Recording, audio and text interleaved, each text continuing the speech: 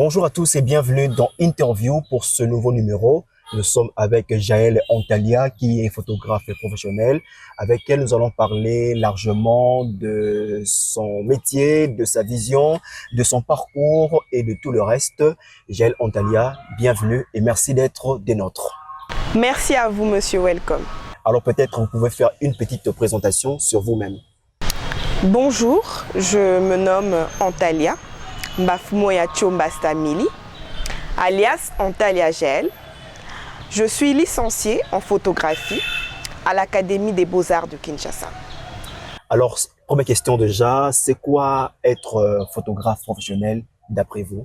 Merci, monsieur Welcome. Je me nomme Antalya Mbafumoya Tchombasta Mili, alias Antalya Jaël. Je suis licenciée en photographie à l'Académie des Beaux-Arts de Kinshasa. Pour moi, être photographe, ce n'est pas seulement appuyer sur son obturateur. Pour moi, être photographe, c'est savoir observer. Observer les choses que les gens ne voient pas. C'est savoir observer la petitesse des choses. C'est savoir observer ce que la nature nous offre. Pour moi aussi, être photographe, c'est savoir raconter des histoires de manière visuelle. Comme nous le savons tous, le monde évolue. Et c'est cette technologie qui met un accent sur les images. Et en tant que créateur d'images, nous devons avoir cette faculté à savoir comment arriver à bien raconter les histoires à un public spécifique afin que son message soit bien transmis. Parce que tout tourne autour du message. C'est très important d'avoir un but spécifique lorsque on veut partager un point de vue ou sensibiliser sur quelque chose, une situation qui peut être mauvaise. Donc, être photographe, il faut développer cette capacité d'observation, aller au plus profond, c'est que le commun des mortels ne peut pas faire. Oui, exactement. Ce n'est pas seulement la technique.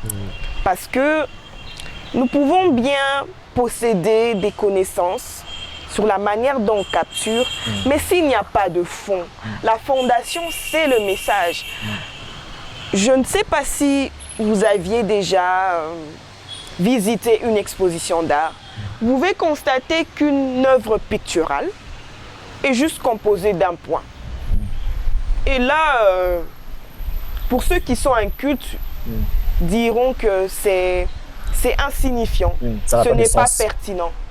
Mais lorsque vous appelez l'artiste pour venir raconter le soubassement derrière, vous serez abasourdi de ce qu'il dira. C'est en gros ça. Il faut posséder d'abord un message avant la technique. Alors maintenant, toutes ces qualités, ces capacités que vous avez dit à pouvoir dénicher le sens, même dans de petits détails, ce sont des capacités, je dirais, innées où il faut obligatoirement apprendre. Comme vous, par exemple, vous avez appris. Oui, il faut obligatoirement apprendre. Comme je le dis, toute chose, tout domaine, il faut le faire d'abord par vocation.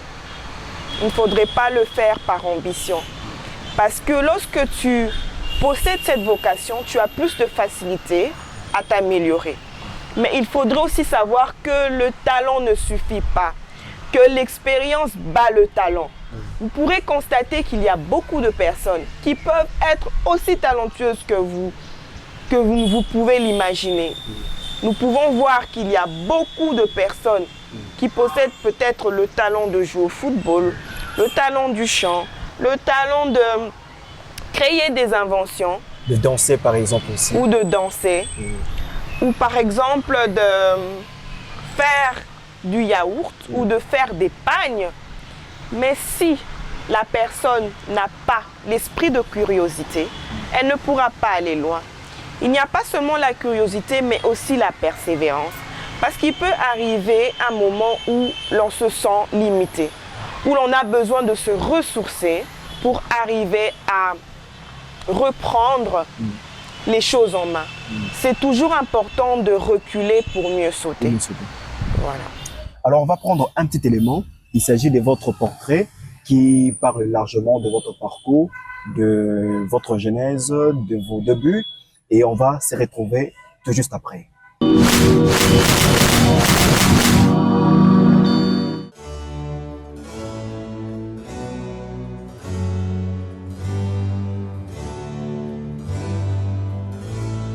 De l'ombre à la lumière, les photos d'Antalya Jaël sont empreintes d'une tonalité unique et heureuse. En à peine quelques années, ses œuvres sont de plus en plus exposées dans les galeries de renom de la RDC, commençant par Kinshasa, avec une ouverture sur le monde.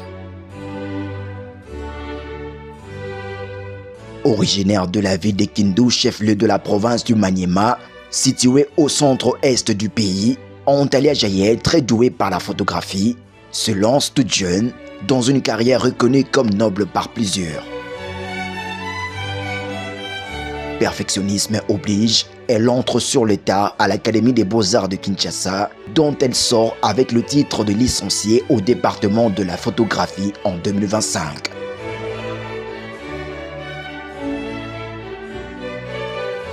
Son style se distingue par la promotion de merveilles congolaises au point d'en faire un langage universel. Ces images représentent selon elle une beauté souvent ignorée ou encore sous-estimée. Les œuvres de la photographe congolaise Antalya Jaël sont entre autres parues dans le magazine Africa Photo Fair d'Aïda Mouléné en 2024, le magazine Congo Experience en avril 2021, le magazine Kabibi de mars 2019, ainsi que sur le site web de l'agence congolaise de presse en août 2024. À cela s'ajoutent des expositions à Toxicité 2024, 8e édition de la baignade de Lubumbashi, fragment 2024 par le collectif Mission Impossible Studio en collaboration avec l'Institut français de Kinshasa. Reconnue pour ses vertus indéniables, la photographe congolaise Antalya Jaël ne se lasse au travers de ses multiples œuvres de redorer l'image de la RDC, pays pétri de merveilles uniques.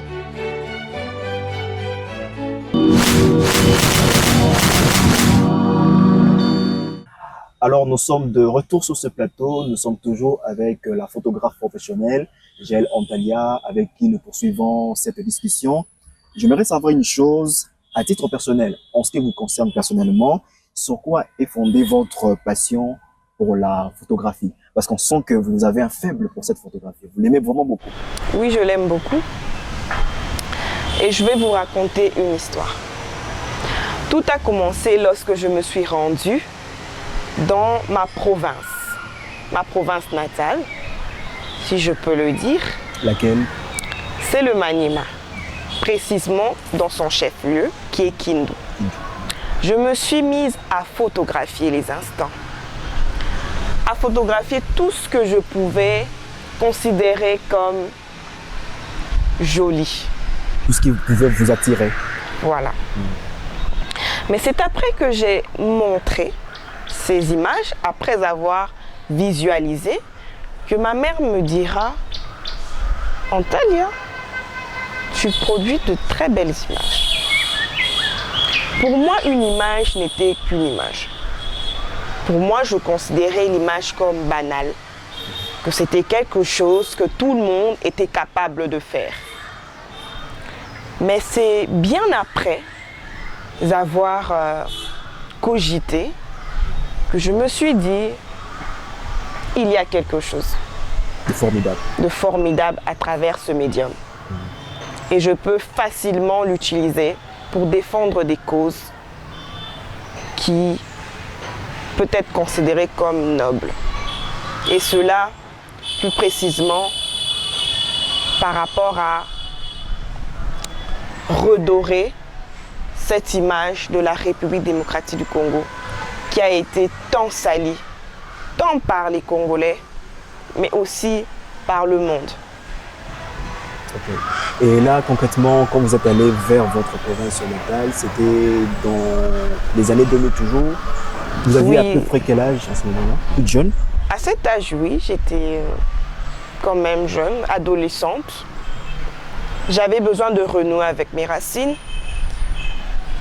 Et je scandais toujours à mes parents, j'aimerais bien me rendre là-bas pour découvrir ma province. Et je vous dirais même que je suis arrivée jusqu'à mon village, village natal. Et je m'y suis rendue en moto. Nous avons fait 14 heures aller-retour. Parce qu'à cet instant-là, les routes étaient vraiment délabrées. Et nous devions parcourir terre, savane, parce que la végétation est une savane boisée. Et j'ai beaucoup aimé l'expérience parce que j'ai vu beaucoup de petits animaux.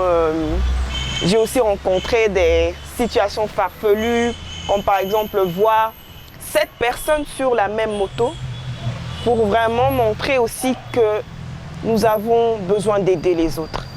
Parce qu'il y a vraiment des conditions insupportables. Donc, en résumé, on peut dire que votre maman a été vraiment une pièce maîtresse qui vous a permis de découvrir cette qualité, peut-être que vous ignorez. Et en parcourant permettez-moi la tautologie, votre parcours, vous êtes aussi le produit de l'Académie des Beaux-Arts. Est-ce que vous pouvez nous parler un peu de vos débuts, principalement dans le département de la photographie? Comment ça a été cette immersion? Tout d'abord, j'aimerais remercier le chef de département, M. Arsène Piana, qui a cru en ma capacité, mais aussi à tous les enseignants qui m'ont aidé à me surpasser.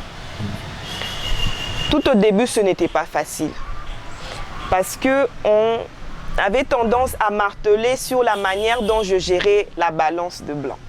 Quand je parle la balance de blanc, c'est un terme photographique utilisé pour donner à son image la couleur qui lui est propre, sa colorimétrie. Et moi, j'avais ce problème parce que j'avais tendance à mettre un ciel vert, à trop saturer, et c'est vraiment ça qui dérangeait. Et aussi avoir une thématique qui en vaut la peine, pertinent. Parce que la photographie, beaucoup de gens pensent que c'est quelque chose qui n'est pas scientifique. En fait, la photographie, c'est un médium, c'est juste un instrument. Avec la photographie, vous pouvez aller dans tous les domaines qui vous intéressent. Même le journalisme aussi? Même le journalisme, l'histoire, la science. Donc, c'est vraiment quelque chose qui vous permet de sortir, de ne pas vous limiter en fait. Donc, comme qui dirait, un métier transversal. Voilà. Qui conduit à tout. Oui, voilà. C'est vraiment, vous aviez bien dit le mot. Par rapport à la thématique, comme je le disais, il m'était quand même difficile de posséder une thématique propre. Parce qu'au début, je voulais faire un peu comme tout le monde. On parle d'un sujet dont tout le monde parle. Mais il faudra aussi comprendre que tu peux parler d'un sujet qui est commun, mais c'est aussi dans ta manière de le dire qui doit être singulier. Tu ne vas pas parler de la délinquance et tu vas montrer que des shege, des maïbobo comme on dit en Swahili, tu pourrais voir ça d'une autre manière. En fait, la photographie, c'est le regard. C'est de considérer comment est-ce que moi je vois ce thème. Comment est-ce que je peux représenter. Comment est-ce que je pourrais montrer quelque chose qui, dans l'imaginaire collectif, n'est pas concevable ou n'a pas encore été imaginé. Parce que quand je vous parle d'une pomme, dans votre tête, vous voyez la pomme. Mais je ne peux pas peut-être parler de la pomme. Je peux transformer un objet quelconque, mais qui a un rapport avec la pomme. La photographie, en soi, c'est le langage. Nous ne sommes pas là d'abord pour montrer directement. Mais pour Nous communiquer. voilons, voilà, nous voilons afin que le spectateur puisse dévoiler l'œuvre, puisse mettre à nu ce qui se présente à lui, afin qu'il ait de l'étonnement. Parce que devant l'œuvre d'art, il y a tout un questionnement. Voilà pourquoi, lorsque le spectateur ou l'amateur d'art fait face à une œuvre, nous ne devons pas nous précipiter à lui raconter, mais laisser l'œuvre parler. C'est très important. Donc, il faut laisser l'œuvre parler. Et lorsque l'œuvre elle-même parle, il y a une explication, je dirais, plus approfondie qui est donnée au spectateur. Exactement. Et elle peut même trouver une solution par rapport à ces questionnements, juste en ayant observé. Tout justement, parlons des œuvres, on va parler des vôtres, qui d'ailleurs sont appréciées par beaucoup de personnes, par presque tout le monde, si je puisse m'exprimer en ces termes. D'où tirez-vous exactement votre inspiration? Moi, je tire l'inspiration dans le repos et la tranquillité. Le repos et la tranquillité. C'est très profond. Expliquez-nous un peu. Le repos et la tranquillité, c'est quelque chose de métaphysique. Et quand je dis métaphysique, c'est à travers le contact avec le divin, avec le Créateur, qui me permet de scruter ce qui est invisible, ce qui n'est pas connu, pour en faire sortir un message impactant et poignant. Mais aussi faire des recherches, se documenter, lire, observer.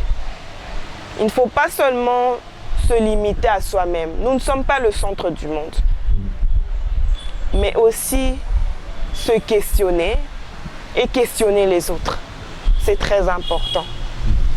Parce que la réussite aussi dépend des conseillers.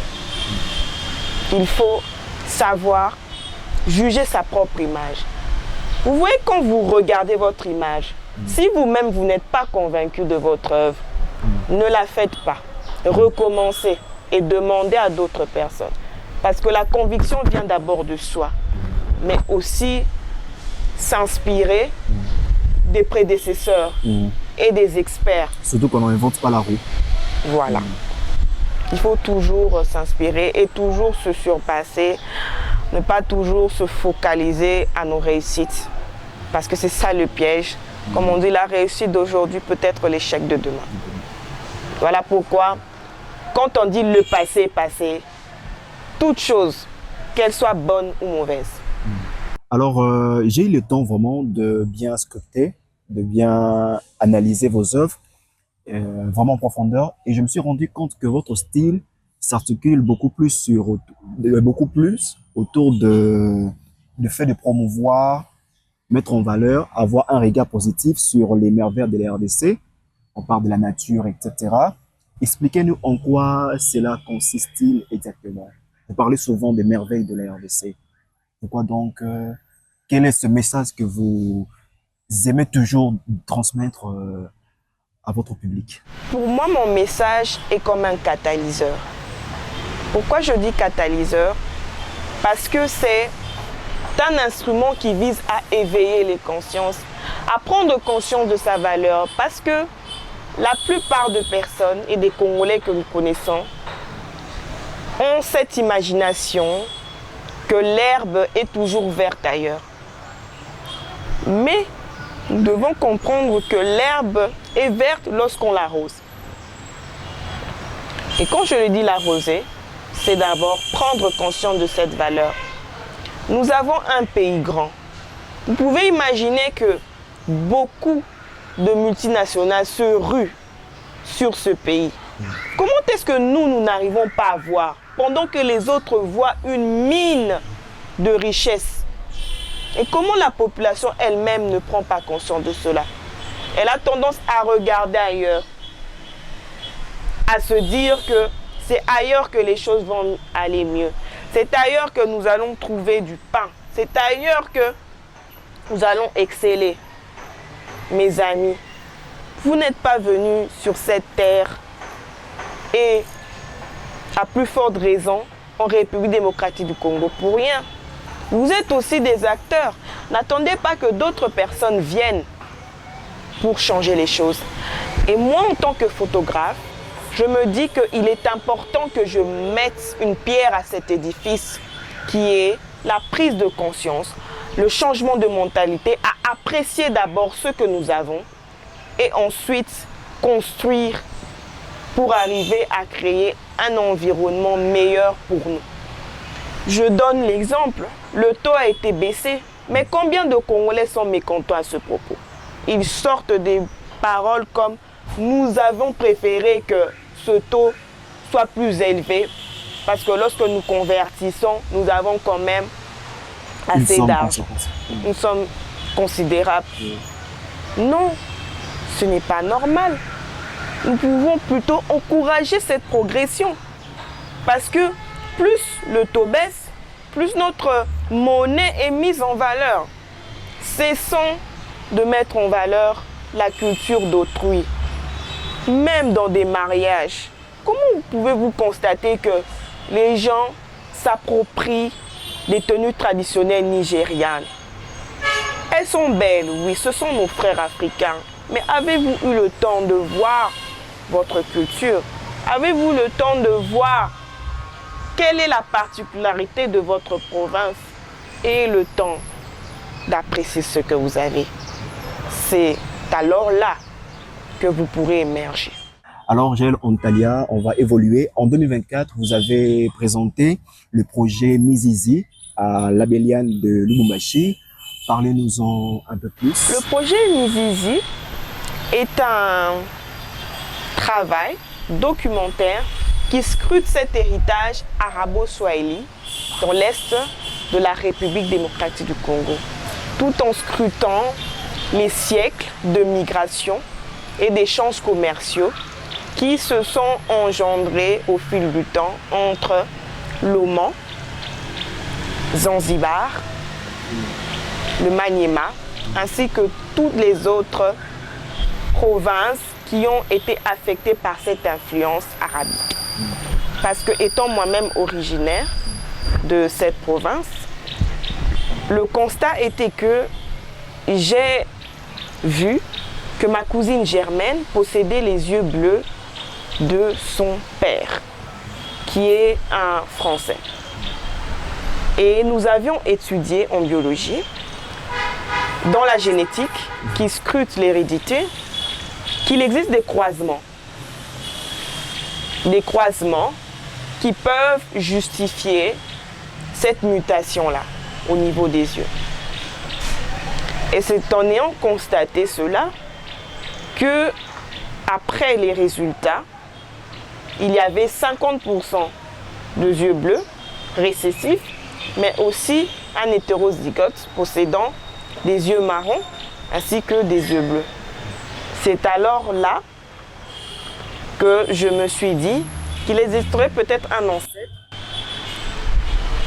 arabo-swahili qui s'est allié à ma famille et a produit ce gène-là.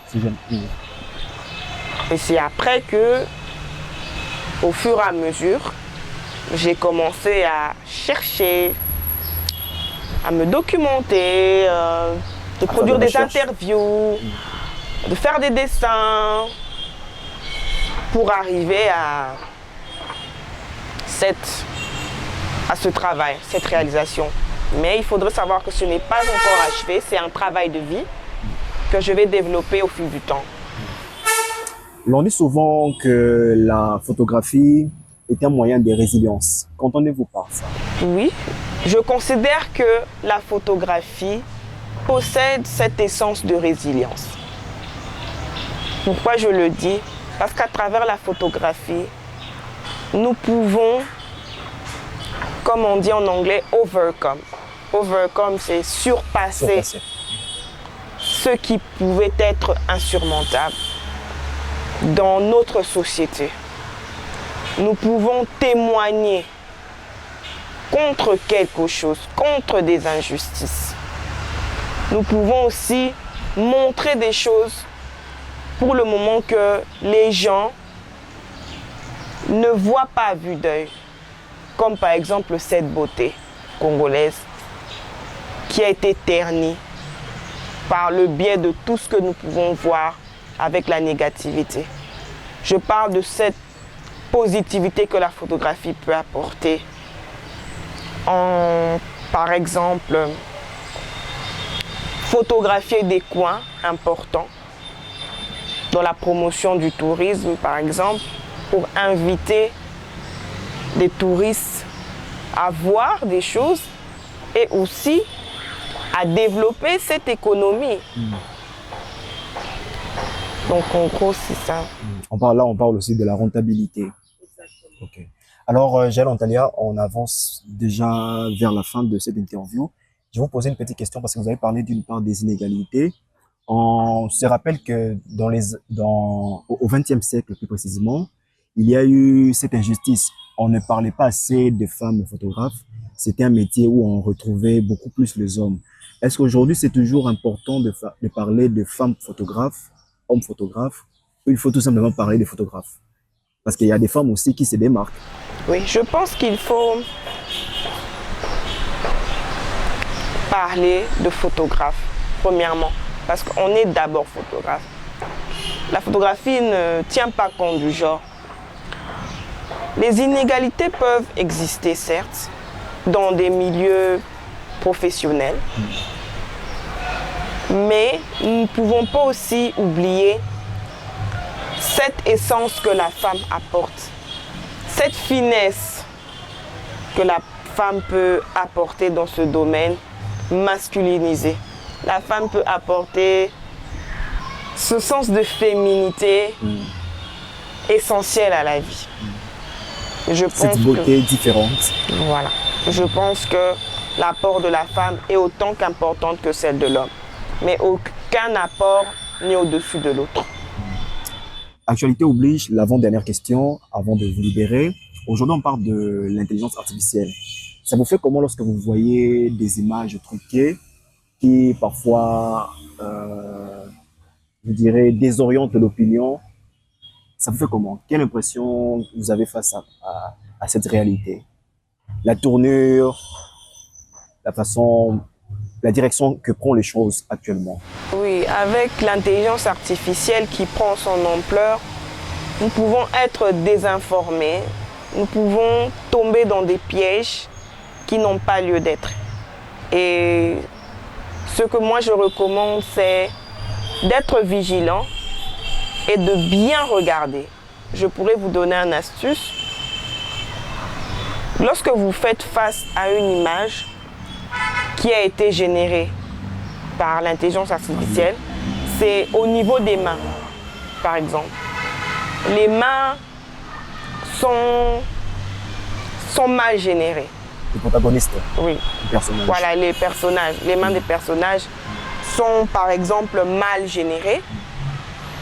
Je pense que peut-être au fur et à mesure, avec les améliorations, ce sera encore plus tangible.